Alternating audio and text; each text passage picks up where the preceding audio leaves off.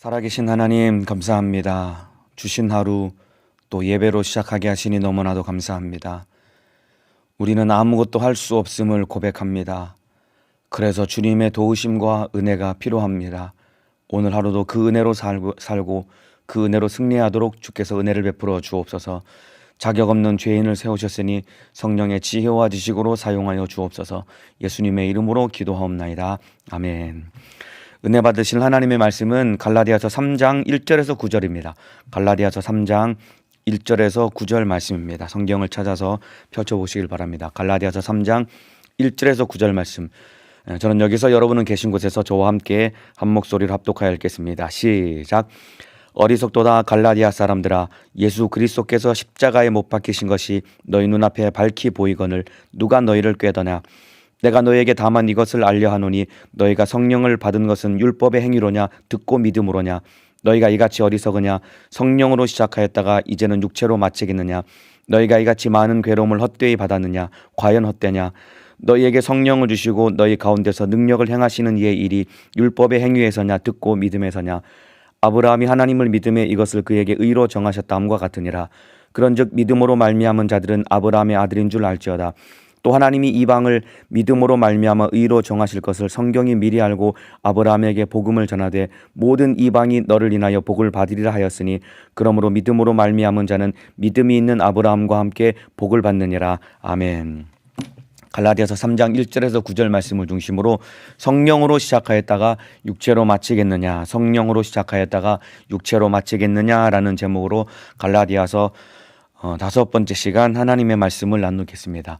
갈라디아서 전체 주제는 오직 예수 그리스도를 믿음으로 의로워지고 구원을 받는다라는 것이 갈라디아서 전체의 주제입니다. 그래서 율법의 행위로 의로워지는 자들에게 하는 경고의 말씀입니다. 오직 믿음으로 구원을 받고 의로워지기 때문에 율법의 행위로 의로워지는 자들에게 던지는 경고의 말씀이 바로 갈라디아서입니다. 물론 구원받은 후에 하나님 말씀대로 살아야 됩니다. 말씀대로 당연히 살아야지요. 그러나 이 말씀대로 사는 목적이 구원받은 은혜 감사함으로 또 하나님과의 이 사랑의 관계 속에서 말씀대로 순종하며 사는 삶이 이루어져야지 말씀대로 내가 살았고 이만큼 내가 율법을 지켰기 때문에 나는 의로운 사람입니다 라는 생각을 갖는 것은 하나님 앞에 큰 오산이고 잘못인 겁니다. 구원받은 은혜 감사함으로 또 주님을 사랑함으로 주님과의 사랑의 관계 속에 주님의 뜻대로 순종하는 삶을 살아야 됩니다. 자, 이 3장에서는 이 믿음으로 의로워지고 믿음으로 구원받는다라는 것이 전체 갈라디아서 주제인데 특별히 3장에서는 우리가 성령을 받은 것도 믿음으로 받은 것이다. 그리고 아브라함도 믿음의 조상인 아브라함도 오직 믿음으로 의로워졌다라는 것을 밝히는 내용이 오늘 3장 전체의 내용이고 주제입니다. 오늘 이런 내용으로 한번 살펴보겠습니다. 자, 1절입니다. 어리석도다 갈라디아 사람들아, 예수 그리스도께서 십자가에 못 박히신 것이 너희 눈앞에 밝히 보이거늘 누가 너희를 꾀더냐. 갈라디아 사람들을, 갈라디아 성도들을 향해서 안타까운 마음을 바울이 그 심정을 토로하고 있는데 어리석도다 갈라디아 사람들아. 갈라디아 사람들 향해서 너희가 왜 어리석냐라고 그렇게 안타까운 마음으로 바울이 그 책망을 하고 있는데 세상에서 여러분 가장 어리석은 사람은 어떤 사람일까요? 세상에서 가장 어리석은 사람은 뭐 보험 사기에 속는 사람 내지는 보이스피싱에 속아서 수천만 원을 잃은 사람이 어리석은 사람이 아닙니다. 세상에서 가장 어리석은 사람은 바로 지옥에 가는 사람입니다. 지옥에 가는 사람이 가장 어리석은 사람입니다. 예수를 몰라 지옥 가는 것도 참 어리석고 안타까운 일이지만은 더욱 안타까운 것은 교회 안에서 열심히 신앙생활을 했는데 지옥에 가면은 이것이 가장 안타까운 것이고 이것이 제일 어리석은 사람인 것입니다. 바울이 갈라디아 사람들 향해서 너희가 어리석구나라고 그렇게 갈라디아 사람들을 책망한 이유는 왜 그러냐면은 그 뒤에 예수 그리스도께서 십자가에 못 박히신 것이 너희 눈앞에 밝히 보이거늘 누가 너희를 꾀더냐, 왜 너희가 이렇게 어리석으냐라고 말하면서 이렇게 책망을 하는 겁니다. 예수 그리스도께서 십자가에 못 박히신 것이 너희 눈앞에 밝히 보이거늘 이 말은 너희가 예수님의 십자가의 은혜로 구원받은 것을 분명히 알고 경험하지 않았느냐. 그런데 왜 다시 율법의 행위로 돌아가고 왜 너희 스스로 의로워지려고 하느냐, 왜 너희가 이렇게 어리석으냐라고 그렇게 책망을 하고 있는 것입니다. 여러분, 구원은 예수 그리스도의 십자가의 대속의 은혜로 구원을 받는 것입니다. 그런데 우리 인간은 자꾸만 어리석기 때문에 갈라디아 사람들과 같이 자꾸만 율법의 행위로 의로워지려고 하고 내 스스로 의로워지려고 하는 그런 어리석은 마음이 우리 속에 들어있는 겁니다. 누가 너희를 꾀더냐? 여러분, 누가 우리를 꾀일까요? 꾀는 자는 누구냐면은 바로 보이지 않는 악한 마귀사단 귀신 역사가 우리를 꾀는 것입니다. 여기서 누가 너희를 꾀느냐? 꾀는 자는 바로 사단 마귀 귀신 역사를 말하는 겁니다. 요한계시록 12장 9절에 보면은 꾀는 자가 나옵니다. 큰 용이 내어 쫓기니 곧 옛뱀 곧 마귀라고도 하고 사단이라고도 하는 온 천하를 꾀는 자라. 여기 온 천하를 꾀는 자가 나오는데 바로 그 자가 바로 마귀라고도 하고 사단이라고도 하는 온 천하를 꾀는 자다라고 했습니다. 이 악한 마귀 사단 귀신 역사가 여러분 아담을 깰 때 뭐라고 아담을 미혹해서 속였냐면은 선악과를 먹으면은 네가 하나님처럼 될 거야. 바로 아담을 깰 때 하나님이 되라고 아담을 깬 것이 바로 마귀 사단 귀신 역사인 것입니다. 오늘날에도 똑같습니다. 아담을 향해서 하나님 되라고 속이고 꿰었던 이 사단이 오늘날에도 똑같이 우리 속에서 하나님 없이 네 힘으로 구원을 이루라고 우리를 속이는 겁니다. 이것이 가장 어리석은 겁니다. 구원은 예수 그리스도를 믿음으로 오직 하나님의 은혜로 구원을 받는 건데 하나님 없이 너의 힘으로 네가 더 율법을 지키고 네가 더 열심히 신앙생활해서 네 힘으로 구원을 이루라라고 이렇게 꿰는 겁니다. 이게 바로 갈라디아서 3장 1절에 나오는 어리석도다 갈라디아 사람들아, 예수 그리스도께서 십자가에 못 박히신 것이 너희 눈앞에 밝히 보이거늘 누가 너희를 꾀느냐.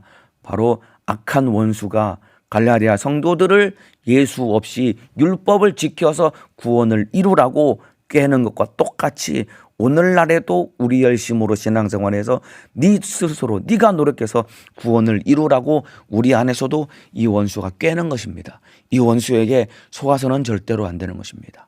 자, 그러면서 우리가 율법의 행위로 구원받을 수 있는 것이 아니라 오직 믿음으로 구원받는다라는 것을 확실하게 증거하면서 그 증거로 나타내는 것이 바로 성령을 받은 것이 율법의 행위로 받는 것이 아니라 믿음으로 성령 받은 거야 라고 갈라디아 3장 2절 이하에 바울이 말씀을 전하고 있습니다. 제가 읽어드리겠습니다. 3장 2절입니다.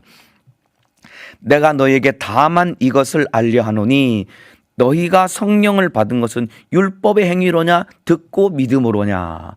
바울이 갈라디아 성도들을 향해서 분명하게 책망하듯이 묻는 것입니다. 야, 너희 한번 잘 생각해봐. 너희가 성령을 받았지? 그 성령을 받은 것이 너희가 율법의 행위로 받은 것이냐 아니면 듣고 하나님의 말씀을 듣고 믿음으로 구원을 받은 거냐라고 그렇게 갈라디아 성도들을 향해서 질문을 던지는 겁니다.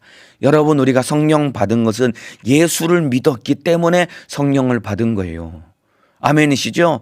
율법의 행위로 받은 것이 아닙니다. 예수를 믿었기 때문에 그저 은혜로 우리가 성령을 받은 겁니다. 그 대표적인 예로 성경의 사도행전 10장에 보면은 고넬료라고 하는 로마의 이방인 백부장이라는 사람이 등장합니다. 이 사람이 할례를 받지도 않았고 그리고 이방인이기 때문에 율법을 지키지도 않았지만은 그러나 이 사람이 믿음으로 성령을 받게 됩니다. 사도행전 10장 44절 46절 제가 읽어드리겠습니다. 베드로가 이 말할 때에 복음을 전한 겁니다. 성령이 말씀 듣는 모든 사람에게 내려오시니, 여기서 말하는 모든 사람은 고넬료뿐만 아니라 모인 가족들과 초청한 모든 이방인들이 베드로를 통해 전해지는 이 복음 하나님의 말씀을 듣고 그들에게 성령이 임하게 된 겁니다. 그러니까 45절에 베드로와 함께 온 할례 받은 신자들이 이방인들에게도 성령 부어주심을 인하여 놀라니 깜짝 놀랐죠. 당연하죠. 왜냐하면 저들이 율법도 지키지 않고 할례도 받지 않았는데 이방인들에게 성령이 임하는구나 라고 그 성령 받는 장면을 목격하고서 할례 받은 자들이 깜짝 놀란 겁니다. 이는 방언을 말하며 하나님 높임을 들음이러라. 할례 받은 자나 받지 않는 자나 똑같이 말씀을 듣고 믿을 때 성령을 부어주심을 보고 이 유대인들이 깜짝 놀라게 된 겁니다. 이와 마찬가지입니다. 우리도 율법의 행위와 상관없이 우리가 성령을 받은 겁니다. 성령 받으신 분만 아멘 하시겠습니다.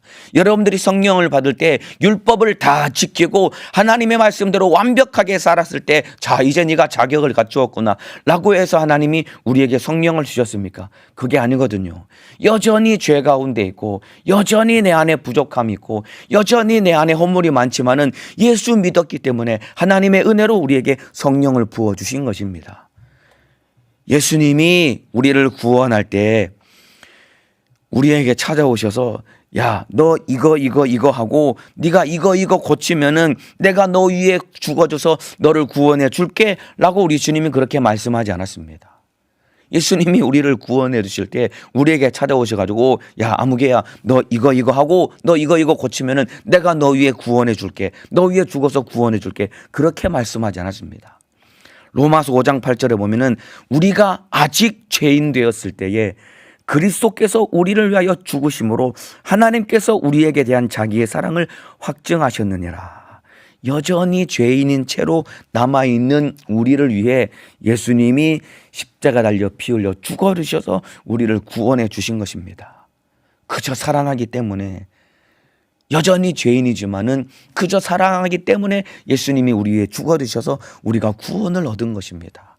이 사실 믿고 인정하시면 아멘 하시겠습니다. 오직 은혜로 구원을 받은 겁니다.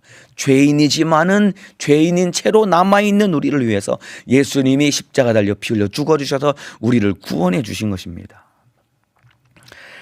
그래서 제가 결혼한 부부들에게도 저도 잘 모르지만은 일러주는 얘기가 무엇이냐면은 행복한 결혼 생활을 유지하기 위해서는 내 아내, 내 남편을 내가 원하는 대로 뜯어 고치려고 하면 안 돼 라고 제가 결혼하는 사람들에게 일러줍니다.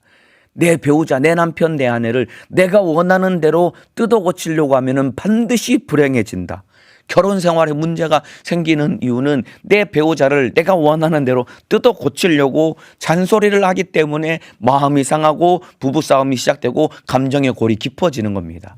그래서 제가 결혼을 하려고 하는 사람들에게 일러주는 이야기가 무엇이냐면은 결혼하거든 네 남편, 네 아내 있는 모습 그대로 사랑하고 받아들여야지 결혼 생활에 행복이 빨리 찾아올 것이다 라고 그렇게 일러주거든요.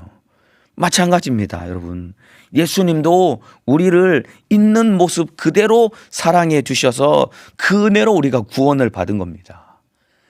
예수님이 우리를 뜯어 고쳐서 구원하려고 하는 것이 아니라 죄인인 채로 우리가 죄인인 채로 그냥 예수님이 피 흘려 죽어주셔서 우리를 구원해 주셨고 그 예수님의 보혈로 덮어주셨기 때문에 우리가 하나님의 자녀가 된 겁니다.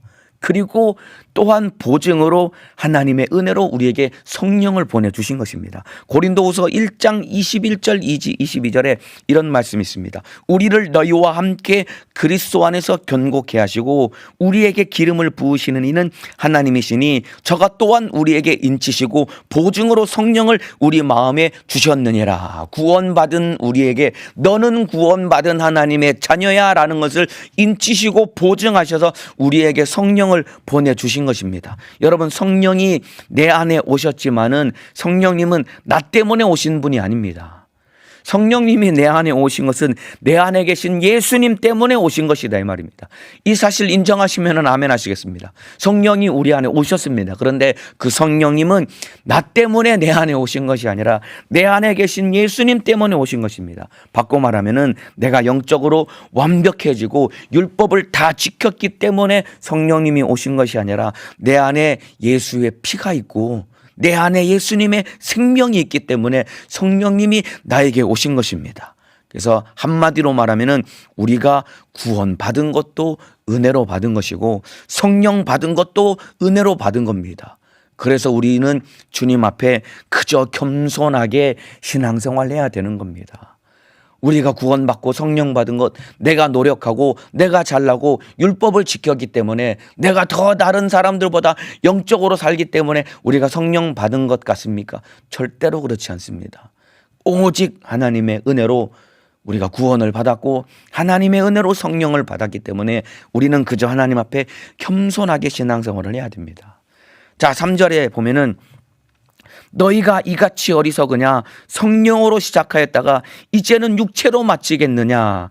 바울이 안타까운 마음으로 너희가 믿음으로 하나님의 말씀을 듣고 믿음으로 성령을 받았는데 왜 너희가 이렇게 어리석으냐, 성령으로 시작했다가 이제 육체로 마치겠느냐. 바울이 그들이 육체로 돌아가려는 그들의 모습을 바라보며 돌이키기를 바라는 마음으로 왜 육체로 마치려고 하느냐, 돌아서라 라고 바울이 그렇게 경고하고 있는 것입니다.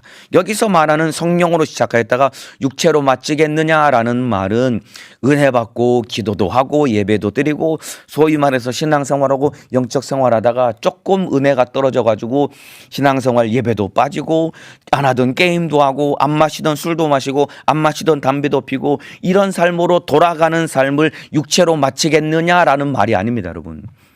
여기서 말하는 육체로 마치겠느냐라는 말은 왜 자꾸 세상으로 돌아가냐, 왜 자꾸 정욕적으로 살아가냐, 그런 의미가 아니라 여기서 말하는 육체로 마치겠느냐라는 말은, 야, 네가 처음에 신앙생활할 때 성령의 능력과 인도하심으로 신앙생활을 시작했다가 왜 이제는 율법으로 의로워지려고 하는 네 열심으로 돌아서느냐라는 그런 의미를 말하는 것입니다. 처음에는 성령으로 인도받고 성령의 인도 따라 신앙생활하다가 왜 육체로 마치겠느냐, 이 말은 왜 네 열심과 네 노력으로 율법을 지켜서 의로워지려고 하느냐라고 경고하는 것이 육체로 마치겠느냐라는 그런 의미인 것입니다. 자, 저와 여러분도 마찬가지 아닙니까? 처음에 신앙생활할 때 나는 한 것이 아무것도 없는데 우리 주님의 은혜로 구원받고 우리 주님의 은혜로 성령 받아서 감격 속에 감사하는 마음으로 우리가 신앙생활을 시작한다 이 말입니다. 여러분 처음 예수 믿고 처음 성령 받았을 때 그때 한번 생각해 보세요. 우리가 뭐가 한계 있다고 우리를 구원해 주셨겠으며 우리가 뭐가 한계 있다고 성령을 주셨겠습니까? 이 은혜가 감사하니까 감격 속에서 날마다 눈물로 예배드리고 찬양하고 기도하고 신앙생활한 거 아닙니까? 그런데 이게 바로 성령으로 시작한 겁니다. 그런데 점점점 시간이 지나면서 우리 마음속에 어떤 마음이 드냐면은 이것도 해야 되고 저것도 해야 된다라고 하는 의무감 속에 의무감이라는 짐만 짊어진 채 자꾸만 그렇게 신앙생활에 빠지게 되는 겁니다. 은혜와 감사로 신앙생활했다가 나중에 시간이 지나면서 이것도 해야 되고 저것도 해야 되고 하는 이런 의무감이라는 짐만 무거운 짐만 짊어진 채 신앙생활에 그렇게 빠져들게 되는 겁니다. 그러다가 결국은 은혜는 잊어버리고 감사는 식어지고 그리고 결국은 내 열심과 함께 내 의만 높아지는 이런 신앙생활이 바로 육체로 마치는 것이다 이 말입니다. 창세기 6장에도 보면은 육체가 됨이니라, 사람이 육체가 됨이니라. 내가 더 이상 사람들, 나의 신이, 하나님의 신이 더 이상 사람들과 함께 하지 않겠다라고 한 그 결과가 인간이 육체가 됨이니라라고 그런 말씀을 하나님이 인간에게 저주를 하게 되는데, 여기서 말하는 육체로 마치겠느냐라는 말은 성령의 도우심과 성령의 은혜로 신앙생활하는 것이 아니라 내 열심으로 내가 의로워지려고 하는 내 노력으로 신앙생활하는 이것이 바로 육체로 마치겠느냐라고 하는 우리 주님의 엄중한 경고인 것입니다. 여러분, 하나님의 은혜로 신앙생활 해야 됩니다. 성령의 도우심으로 신앙생활 해야 됩니다. 그런데 어느 순간 돌아보면은 신앙생활이 이제는 내 마음속에 구원받은 은혜와 감격은 다 잃어버린 채 이것도 해야 되고 저것도 해야 되고 이런 의무감만 남은 채 무거운 의무감이라는 짐만 짊어지고 여러분 신앙생활의 감격과 감사를 잃어버리고 신앙생활하고 계시지는 않습니까? 거기서 돌아서야 됩니다. 그렇게 되면은 결국 그 결과는 내 안에 주님 사랑하는 마음은 다 잃어버리고 남아있는 것은 지옥 갈까봐 두려워서 억지로 하는 종교생활로 전락되어 버리는 겁니다. 그저 지옥 갈까봐 두려워서 억지로 하는 종교생활로 전락되어 버린다 이 말입니다. 구원의 감격과 그리고 성령의 인도하심과 그 은혜로 사는 감사는 다 잃어버린 채 지옥 갈까봐 두려워하는 그런 종교 생활로 전락되어 버리는 거예요. 그러니까 집만 많이 짊어지고 이것도 해야 되고 저것도 해야 되고 하는 이 무거운 의무감 때문에 교회만 왔다 갔다 하는 사람이 된다 이 말입니다. 예, 물론 지옥을 두려워해야 됩니다. 지옥은 절대로 가면 안 됩니다. 물론 지옥을 두려워해야 되고 신앙생활은 억지로라도 해야 되는 것이 마땅하지만은 그러나 이런 마음으로 신앙생활하면은 시간이 지날수록 점점점 힘들어지고 지쳐버리는 것 아닙니까? 교회는 왔다 갔다 하는데 하나님이 없는 것 아닙니까? 이게 바로 육체로 마치는 겁니다. 교회는 날마다 예배도 꼬박꼬박 드리고 정한 시간에 기도도 꼬박꼬박 하는데 시간이 지날수록 무거운 짐만 짊어지고 지치고 힘들어지는 것 아닙니까? 신앙생활은 성령님의 도우심과 은혜로 해야 되는 겁니다. 나와 주님과의 사랑의 관계 속에서 해야 되는 것이 신앙생활인 거예요. 그래서 우리는 날마다 주님 앞에 주님 나는 할 수 없습니다. 주님이 하셔야 됩니다. 주님 의지하며 살아가야 됩니다. 그런데 우리 속에 우리도 모르게 내 안에서 내가 이것도 하고 저것도 하니까 이만큼이면 내가 신앙생활을 잘하지, 어느새 나도 모르게 다른 사람들과 비교하고 다른 교회 사람들과 비교하고 가족이나 친인척들 가운데 다른 교회 사람들과 직장인 다닌 직장에 있는 다른 교회 사람들과 비교하면서 내가 너보다는 이거 하니까 내가 너보다는 신앙생활 잘하지라고 하는 내 의의를 드러내는 자랑이 우리 속에서 올라올 때 이미 나는 육체로 마치는 그런 율법의 얽매인 사람으로 전락되어 버린 겁니다. 신앙생활 내 힘으로 하는 겁니까? 구원도 주님의 은혜로 받는 것이고 성령도 주님의 은혜로 받는 것이라면 이후에 신앙생활도 주님의 은혜로 받는데, 그러면은 내가 신앙생활 아무리 열심히 하고 아무리 주님의 뜻대로 살아도 그저 주님께 영광 올려드리고 다른 사람들과 비교했을 때 더욱더 겸손해지고 낮아져야 되는데, 우리도 모르게 우리 속에서 내가 그래도 너보다는 신앙생활을 잘하지, 내가 너보다는 그래도 이거 하니까 내가 더 영적으로 살고 있지, 이런 자랑을 하고 있는 마음이 내 속에 들어있다면 이미 나는 육체로 마치는 사람으로 전락되어 버린 것입니다. 신앙생활 내 힘으로 하는 것이 아닙니다. 주님의 은혜로 해야 되는 겁니다. 주님의 사랑의 관계 속에서 해야 되는 겁니다. 주님 나는 할 수 없습니다.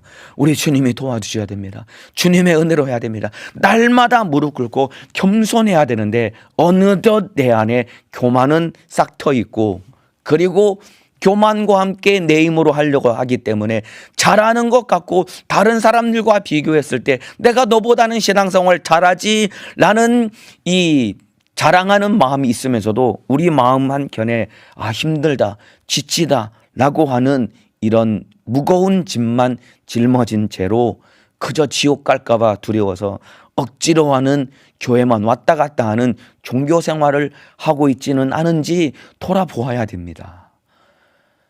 받은 은혜 감사함으로 여러분 주님 사랑하는 마음으로 신앙생활 해야 됩니다.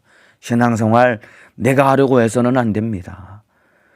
물론 과정 속에 내가 최선을 다해야 되겠지만은 결과는 하나님께 맡겨야 되는 겁니다. 우리의 직분과 사명도 마찬가지입니다. 내가 하려고 하면은 결국은 지치고 힘들어지는 겁니다. 2022년도가 시작되어서 새롭게 직분을 임명받고 새롭게 시작을 했습니다. 모두들의 마음속에 올해 열심히 한번 해야지 라는 마음을 가지고 있습니다. 그런데 내가 하려고 하면은 결국은 지치게 되는 겁니다. 과정 속에서는 물론 내가 최선을 다해야 되겠지만은 결과는 하나님께 맡겨야 됩니다. 주님이 은혜 부어주신 만큼 열매를 거둘 수 있는 겁니다. 내가 많은 열매를 거두려고 애쓰고 노력할 때 결국 지치고 낙심하게 되는 겁니다. 우리 주님을 의지하며 신앙생활, 영적 생활에 승리하시기를 주님의 이름으로 축복합니다. 자, 4절에 보면은 너희가 이같이 많은 괴로움을 헛되이 받았느냐? 과연 헛되냐? 여기서 말하는 많은 괴로움이라는 것은 막 영적으로 신앙생활 성령으로 살다가 핍박을 받고 고난을 받았다, 그런 의미가 아닙니다. 여기서 말하는 많은 괴로움은 너희가 하나님이 주신 많은 은혜의 신령한 체험들을 많이 했는데 이것이 과연 헛된 것이냐라는 그런 의미인 것입니다. 너희가 이렇게 많은 경험을 했는데, 성령의 역사 속에 많은 경험과 체험을 했는데 이것 다 잃어버렸느냐라는 그런 의미인 것입니다. 자, 그래서 너희가 이같이 많은 괴로움을 받고 말하면 많은 신령한 영적인 은혜와 체험을 많이 했는데 이것을 과연 헛되게 받았느냐? 과연 헛되냐? 5절에 너희에게 성령을 주시고 너희 가운데서 능력을 행하시는 이의 일이 율법의 행위에서냐 듣고 믿음에서냐? 자, 보세요. 너희에게 성령을 주시고 너희 가운데서 능력을 행하시는 이의 일이라고 했습니다. 우리 가운데서 능력을 행하시는 일, 병고침을 받고 우리가 귀신이 쫓겨나가는 경험들, 귀신을 쫓아내는 경험들, 그리고 하나님이 행하신 크신 이적과 능력들을 우리가 경험하며 산다 이 말입니다. 내가 직접적으로 경험하고 또 내 옆에 있는 사람들이 경험을 한다 이 말입니다. 병도 고침받고 그리고 귀신도 떠나가고 수많은 문제들이 해결받는 하나님의 능력을 경험하게 되었는데 이 모든 것이 어디서 온 것일까요? 하나님의 은혜로부터 왔다 이 말입니다. 믿음으로 경험했다 이 말입니다. 이것이 율법을 지켰기 때문에 하나님의 은혜를 경험한 것이 아니라 오직 믿음으로 하나님의 은혜를 경험한 것이고 내가 잘났기 때문에 귀신이 떠나가고 병이 고침받고 이적을 경험한 것이 아니라 하나님의 은혜로 경험했는데 왜 자꾸 이렇게 너희가 하나님의 은혜로 사는 것을 경험했음에도 불구하고 또다시 율법을 지켜서 의로워지려고 하는 그 과거의 삶으로 돌아가려고 하느냐, 율법을 지키려고 하느냐, 이렇게 책망을 하는 겁니다. 여러분, 우리가 구원받은 것도 성령 받은 것도 하나님의 은혜로 받은 것입니다. 그래서 우리 주님 앞에 겸손하게 신앙생활 하시기를 주님의 이름으로 축복합니다. 자, 이제 아까 말씀드린 것처럼 3장에서는 믿음으로 갈라디아서 전체의 주제는 믿음으로 의로워지고 구원받는다라는 것이 전체의 주제인데 특별히 3장에서는 두 가지, 성령 받은 것도 믿음으로, 그리고 믿음의 조상인 아브라함이라는 사람도 믿음으로 의로워졌다라는 것을 밝히고 있다라고 말씀드렸죠. 이제 6절 이하에는 바로 하나님의 은혜를 믿음으로 의로워진 이 대표 선수 아브라함에 대한 이야기가 6절 이하에 쭉 내려옵니다. 여러분, 믿음으로 하나님의 은혜를 믿음으로 의로워진 이 대표 선수는 바로 아브라함입니다. 6절입니다. 아브라함이 하나님을 믿음에 이것을 그에게 의로 정하셨다 함과 같으니라. 아브라함이 하나님을 믿었기 때문에 이것을 아브라함에게 의로 정하셨다라는 것입니다.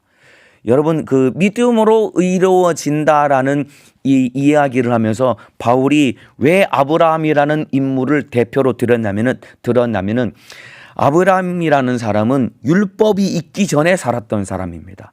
율법은 아브라함 이후에 430년 이후에 모세를 통해 주어진 것이 율법입니다. 그러니까 아브라함은 율법이 있기 훨씬 이전에 살았던 사람인데 아브라함은 율법과 상관없이 하나님을 믿음으로 의로워졌기 때문에 하나님을 믿음으로 의로워진 대표 선수로 바로 아브라함이라는 인물을 든 것입니다. 자, 보세요. 아브라함은 유대인들의 조상입니다. 그리고 유대인들, 그러니까 히브리인들, 이스라엘 민족의 뿌리가 되는 사람입니다. 그런데 어느 나라나 이 자기 민족의 시작을 다 이 민족의 시작인 이 신화를 미화합니다. 어느 나라나 자기 민족의 시작인 이 신화를 다 미화합니다. 그런데 아브라함은 그런 사람이 아닙니다. 아브라함은 미화할 만한 인물이 아닙니다. 믿음의 조상이라고 하기에는 훌륭한 일을 한 것이 하나도 없습니다. 이 사람은 인간적으로도 굉장히 비겁한 사람이고 신앙적으로도 불신앙이 가득한 사람이었습니다. 아브라함이라는 사람이 인간적으로 얼마나 비겁하고 책임감이 없는 사람이냐면 하나님이 그를 갈대아 우르에서 불러서 가나안 땅으로 인도해서 그 땅에 들입니다.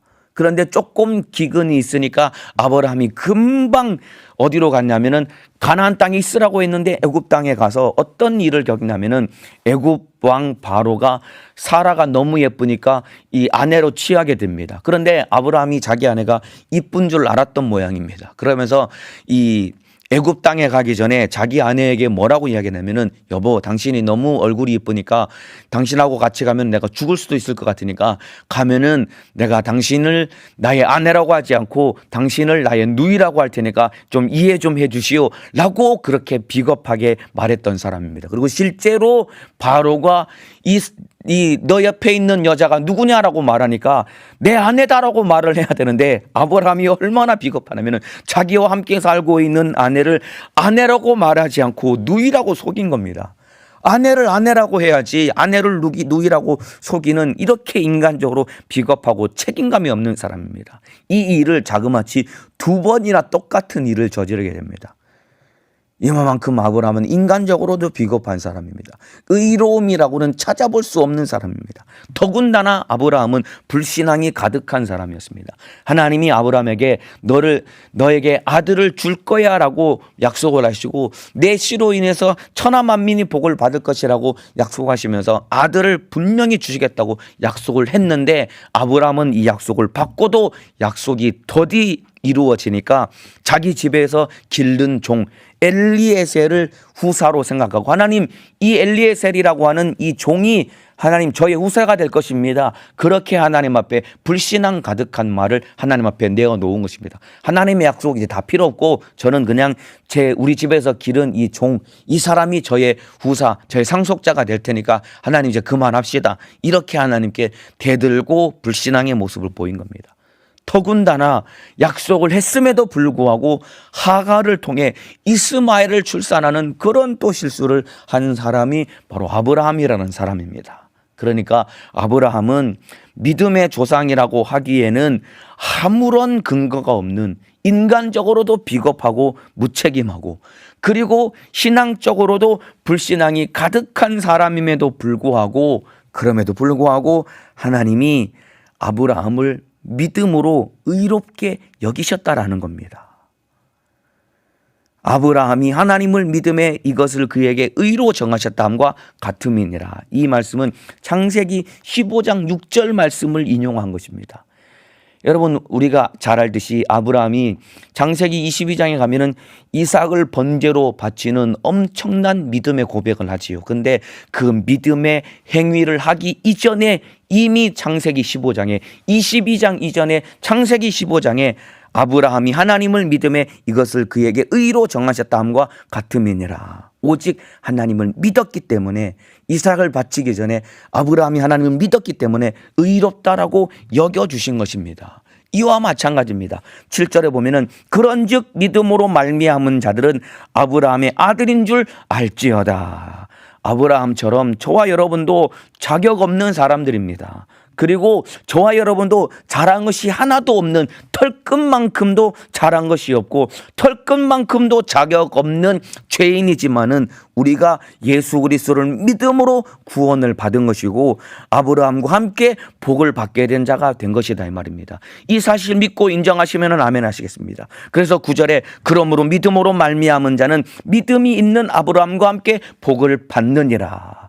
저와 여러분이 자격 없지만은 그리고 잘한 것이 하나도 없지만은 아브라함도 인간적으로 비겁하고 책임감 없고 그리고 불신앙이 가득했지만은 하나님께서 아브라함을 믿는 그 자그마한 믿음, 사실 그 믿음도 하나님이 아브라함에게 주신 것인데 그 하나님을 믿는 믿음 딱 하나 보시고 너는 이제 의로운 자야 라고 인정해 주신 것과 똑같이 우리도 율법을 지키고 내가 열심히 신앙생활을 하고 내가 이렇게 영적 생활을 했기 때문에 우리가 의로워진 것이 아니라 오직 하나님을 믿었기 때문에 받고 말하면 예수 그리스도의 은혜로 우리가 구원을 받고 의로워진 것이다 이 말입니다. 그래서 우리는 철저히 주님 의지하고 주님의 은혜 안에서 신앙생활을 해야 되는 겁니다. 그런데 10절에 보면은 무릇 율법 행위에 속한 자들은 저주 아래 있나니 기록된 바 누구든지 율법 책에 기록된 대로 온갖 일을 항상 행하지 아니하는 자는 저주 아래 있는 자라 하였음이니라. 여기 보면은 율법의 행위에 속한 자들은 저주 아래 있나니 율법의 행위를 통해 내 노력으로 의로워지려는 자들은 오히려 저주를 받게 된다는 것입니다. 이것도 해야 되고 저것도 해야 되고 이 정도 해야 구원을 받는 거 아니냐 이렇게 착각을 하고 신앙생활을 하면 오히려 저주를 받는다는 겁니다. 무릇 율법의 행위에 속한 자들은 저주 아래 있나니 이렇게 무섭게 경고하고 있습니다. 왜 그러냐면 기록된 바 누구든지 율법책에 기록된 대로 온갖 일을 항상 행하지 아니하는 자는 저주 아래 있는 자라 하였음이니라. 왜 율법으로 율법의 행위를 통해 의로워지려는 자들이 왜 저주를 받게 됐냐면은, 여러분, 율법에 기록된 모든 내용대로 항상 살아야 되는데, 율법에 기록된 모든 내용대로 항상 살아야 되는데 우리는 그렇게 살아갈 수 없기 때문에 그런 거예요. 성경에 여러분, 하라 하지 말라는 계명이 613가지가 있다고 합니다. 이 613가지, 태어날 때부터 죽을 때까지 613가지를 항상 1분 1초도 빼먹지 않고 항상 이것을 다 지켜야 되는데 우리 인간으로는 할 수 없습니다. 그리고 단 하나만 범해도 모든 율법을 다 범한 것과 똑같은 저주가 우리에게 임한다라고 한 것입니다. 그래서 율법으로 의로워지려는 자들은 율법을 지킬 수도 없고, 그리고 지켜서 의로워질 수도 없기 때문에 결국은 저주받아서 망한다라는 것입니다. 그래서 율법을 주신 목적이 무엇이냐면은, 율법을 통해 죄를 깨닫고, 그리고 깨달은 죄를 해결하실 그 예수님을 만나러 나아가라고 주신 것이 율법인데, 율법을 주신 목적을 잘못 알아서 율법을 지키고 내가 이것도 하고 저것도 해서 이루어지고 구원받으려고 해서는 절대로 안 된다라는 것입니다.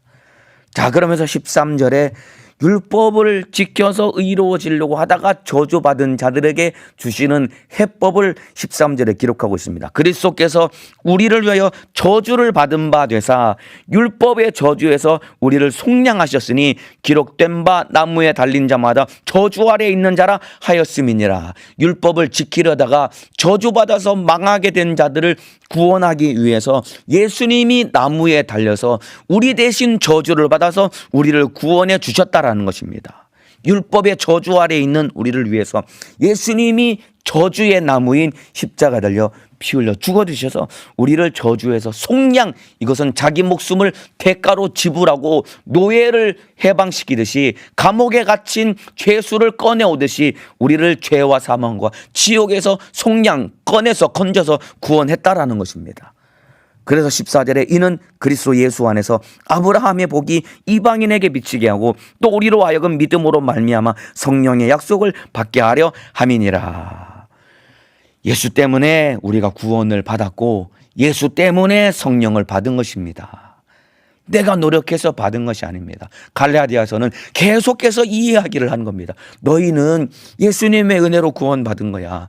예수님의 은혜로 성령 받은 거야. 너희가 노력해서 구원받은 것이 아니야 라고 계속해서 이야기하고 있는 것입니다. 왜 이 얘기를 계속하는 이유가 무엇이냐면은, 이 사실을 우리가 분명히 알아야 겸손해지고 그리고 온전하게 순종할 수 있게 되는 겁니다. 은혜로 구원받았구나. 내가 은혜로 성령 받았구나. 이 사실을 분명히 알아야 하나님 앞에 겸손해지는 것 아닙니까?